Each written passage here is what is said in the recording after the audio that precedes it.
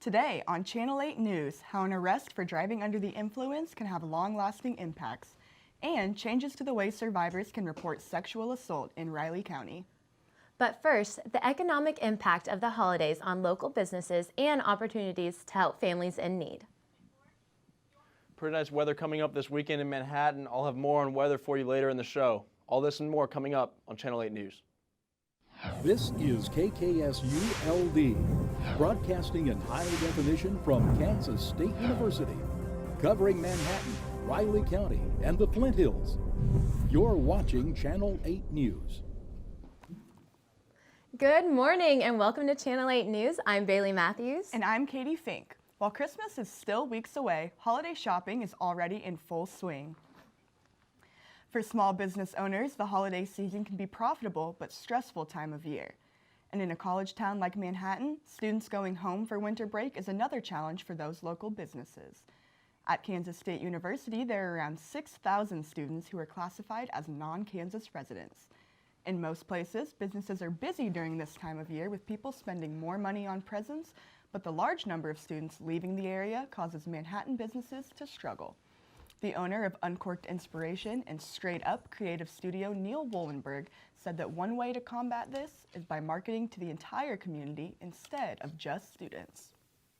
Offer something that's student-centric. I think it's pretty much something that everybody can do. And so you get a lot of people here in Manhattan who maybe they don't have anything else to do and they'll come down and visit us, do ceramics, do a painting, stuff like that. Shoppers normally make a big purchase after Thanksgiving to prepare for the coming Christmas holiday. Black Friday first appeared on Thanksgiving Day after Thanksgiving Day in the context of shopping. The term originated in Philadelphia and was used to describe the heavy pedestrian and vehicle traffic that occurred the day after Thanksgiving. Nowadays, businesses usually use red to record losses and black to record profits. During Black Friday, stores heavily discount and consumers flocked to prepare for the upcoming Christmas. The holiday atmosphere has customers' desire to buy high. The many other malls like Manhattan Town Centers have discounts this Black Friday.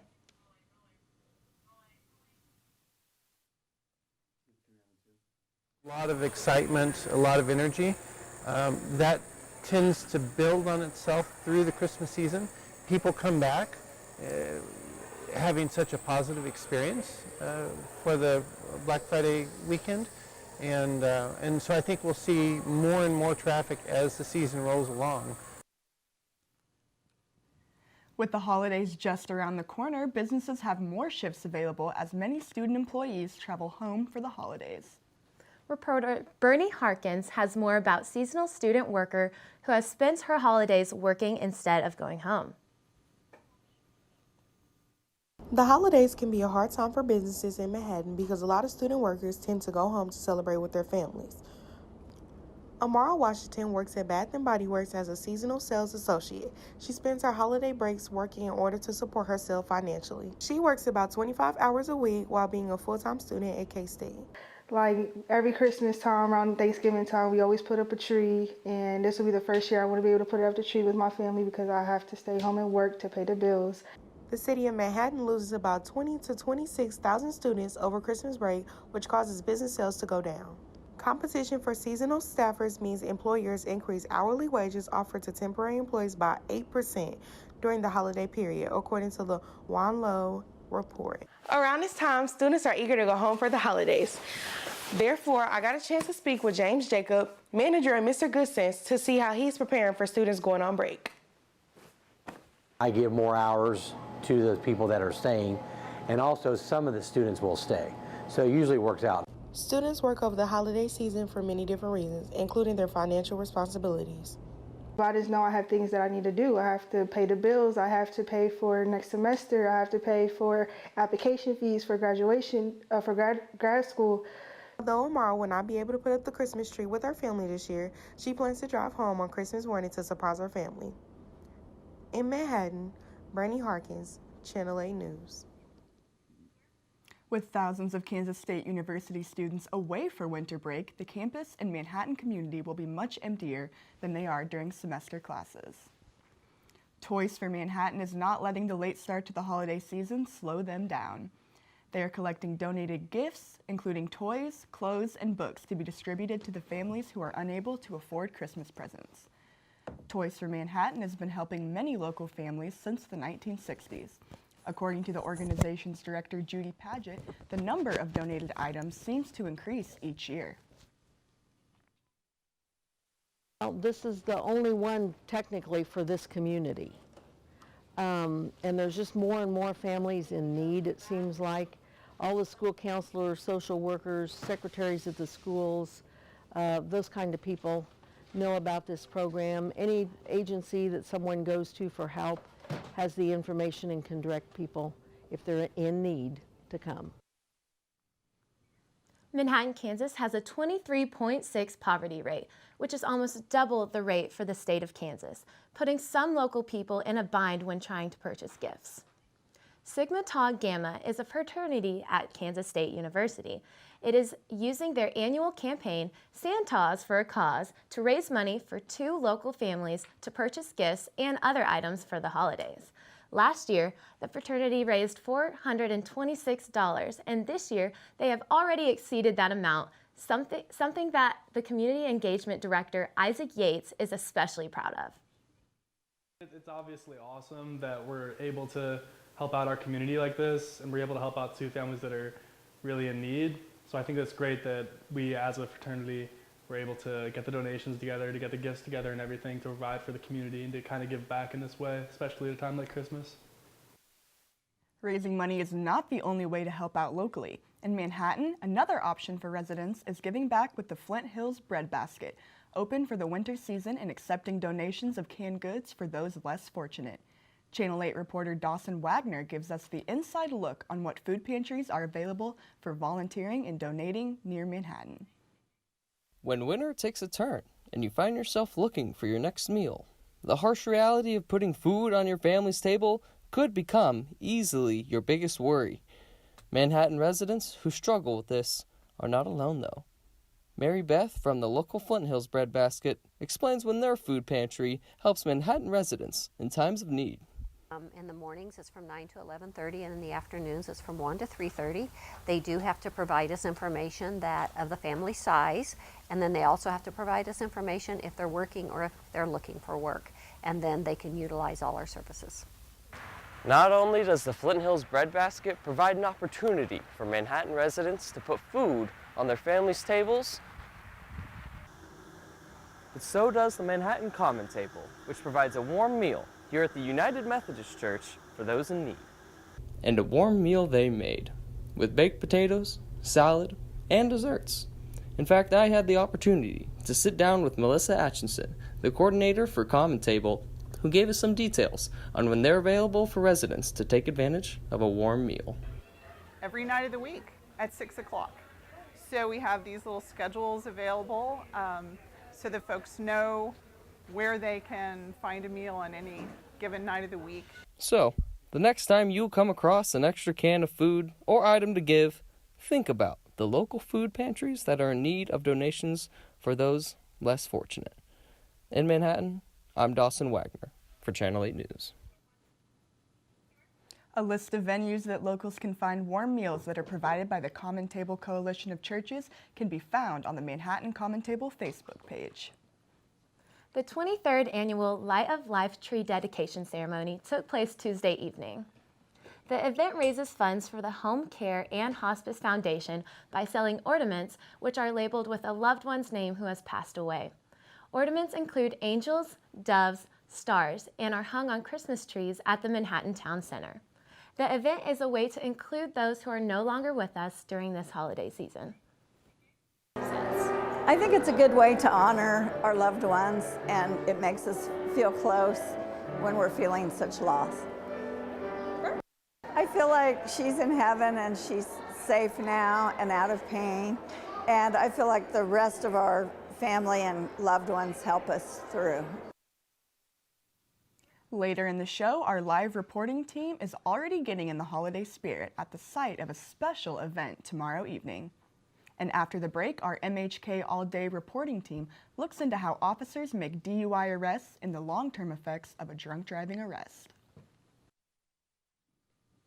Now with your MHK All Day special segment, Rachel Hogan has the story on instances of driving under the influence increasing over the holiday season. Over the Thanksgiving holiday weekend, the Kansas Highway Patrol made 19 DUI arrests, 3 more than last year. Meanwhile, DUI arrests in Manhattan and Riley County show a downward trend. I spoke with Riley County Police and K-State Student Legal Services attorney to discuss enforcement and effects of DUI violations. So far this year, the Riley County Police Department has been involved in 257 DUI situations. That's part of a downward trend, but DUIs do still happen and the consequences extend much farther than the initial arrest. Of course, having an alcohol-related suspension is going to cause your insurance rates to go up, so that will carry on. And then there's the potential suspension of a driver's license. People who have to work or have to get to work or get to school, for the time that their license is suspended, there's no driving. And if you get a driving while suspended ticket, then the hole gets deeper and wider. And even if the offense is expunged, there are situations where it must be disclosed. Oh gosh, there's a whole laundry list of times where you've got to disclose it. The best way to avoid these consequences is to not be intoxicated behind the wheel in the first place. There's tons of opportunities for people to make the right decision, and we are aware that we're all human and we do make mistakes, but we just wish that people would consider those other options before driving. And there are multiple options. Hopefully before you head out, you set up a designated driver, but if you didn't, you can phone a friend or order an Uber on your phone.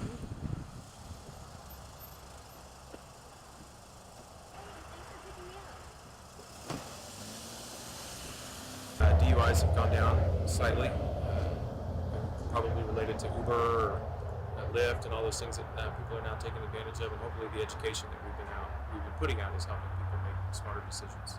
Part of that education is DUI checkpoints funded by the state. During the check lanes, we hand out pamphlets that explain the purpose of the check lane, and also a little education on and deterrences of driving under the influence of alcohol.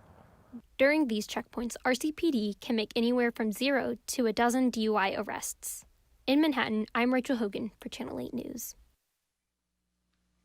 Riley County police officers make DUI stops outside of checkpoints as well. On patrol, officers look out for traffic violations like inattentive or reckless driving. Once an officer has probable cause to make a stop, they make contact with the driver. Once they make contact with the driver, they're looking for signs of bloodshot, watery eyes, slurred speech, any kind of slowed motor function, like asking them to retrieve their driver's license, and it takes a while, and they hand you a credit card instead, is kind of one of the indicators. Also, the odor of alcohol. Intoxication from other substances like drugs can also warrant a DUI, but the smell of alcohol isn't always a telltale sign of an intoxicated driver, especially if there are other passengers present. That's all for MHK All Day. Back to Katie at the desk.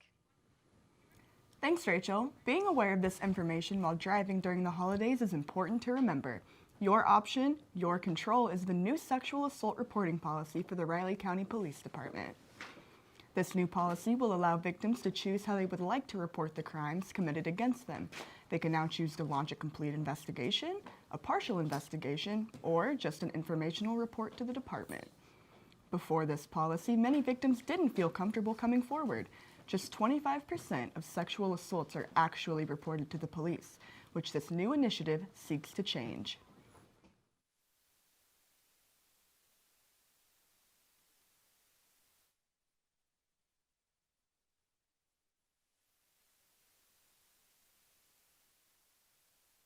Later in the show, find out about road closures in downtown Manhattan tomorrow evening for an annual holiday tradition.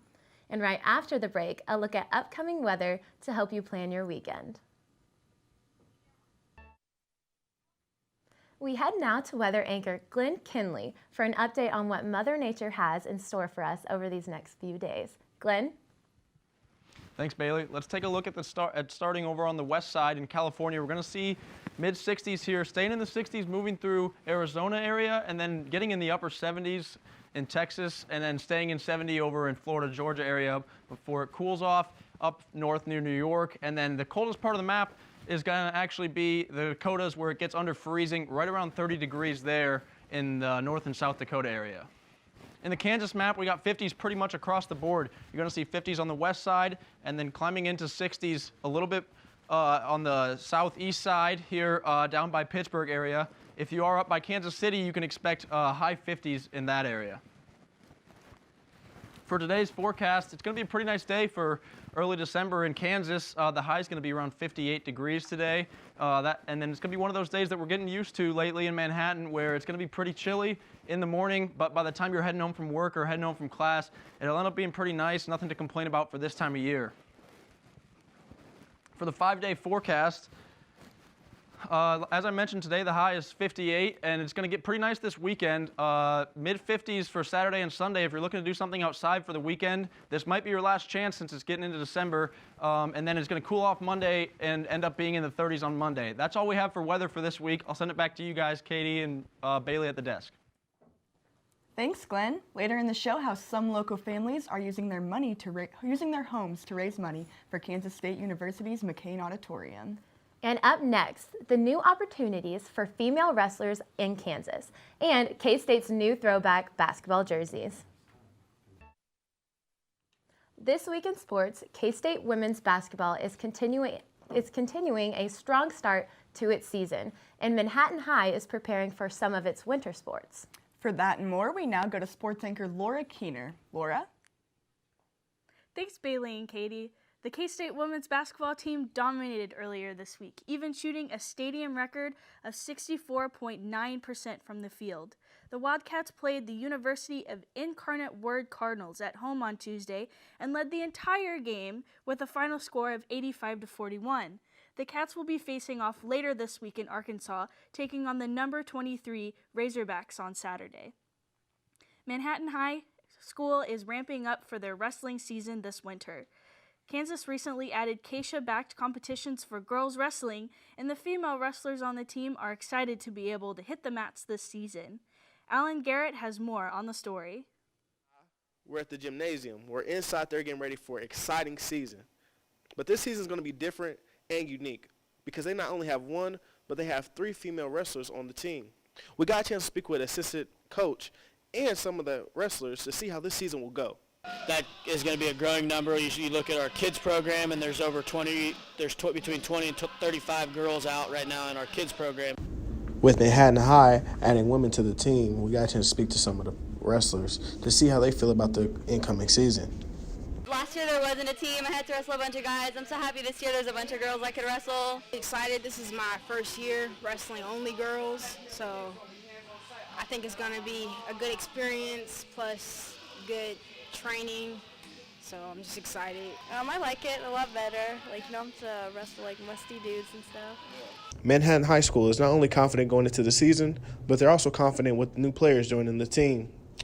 From Manhattan, I'm Alan Garrett, Channel 8 News. Manhattan High School is back, and the boys basketball team is preparing for their season since June. This weekend, they are expected to compete at the Hayes Tournament.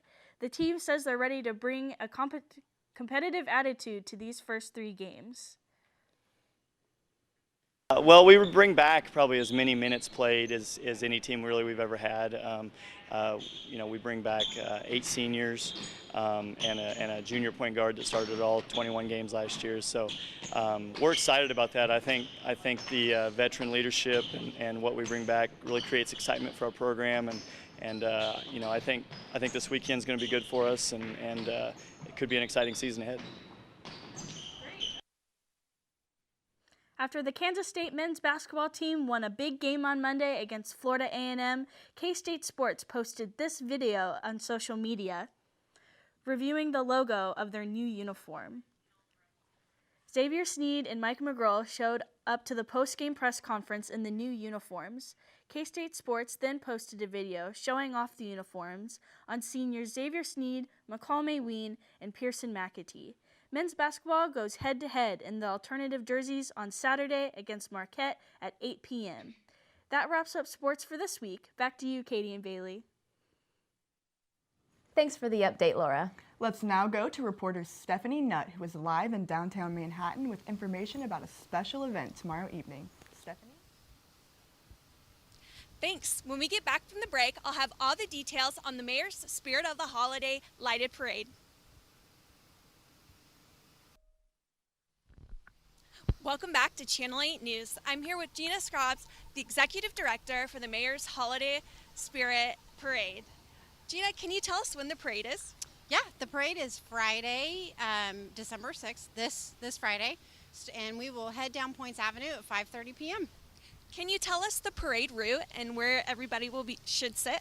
Yeah, you can sit actually or stand anywhere along the parade route, which will be from Points Avenue at the mall all the way down to 11th Street. They make a right-hand turn on 11th Street and head into Aggieville. The parade does end at Rally House, where everyone sort of heads over to Triangle Park for the lighting of the mayor's holiday tree, and also the awards for the best floats get awarded at that time.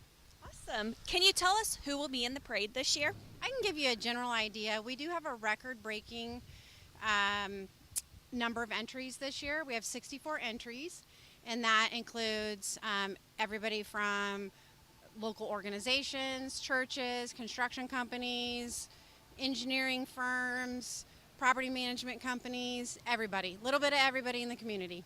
Can you tell us who the parade benefits? Yes, the parade benefits the Flint Hills Breadbasket. In order to be in the parade, the only thing you need to do is bring a canned food or non-perishable food item or a cash donation. You can also give food along the parade route. We have an entry of shopping carts, and as a watcher of the parade, you can run into the street carefully and place your non-perishable food item in that shopping cart. All right, that's all we have today for our live shot. Back to you guys. Well, that's all we have today for Channel 8 News. Thank you for joining us this morning, and be sure to check out Channel 8 News on social media. It's going to be a really nice day today. Yeah, going to be a good weekend, and then before you know it, Christmas will be here. I know, I'm so excited.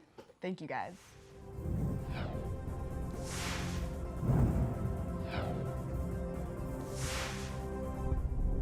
This is Channel 8 News.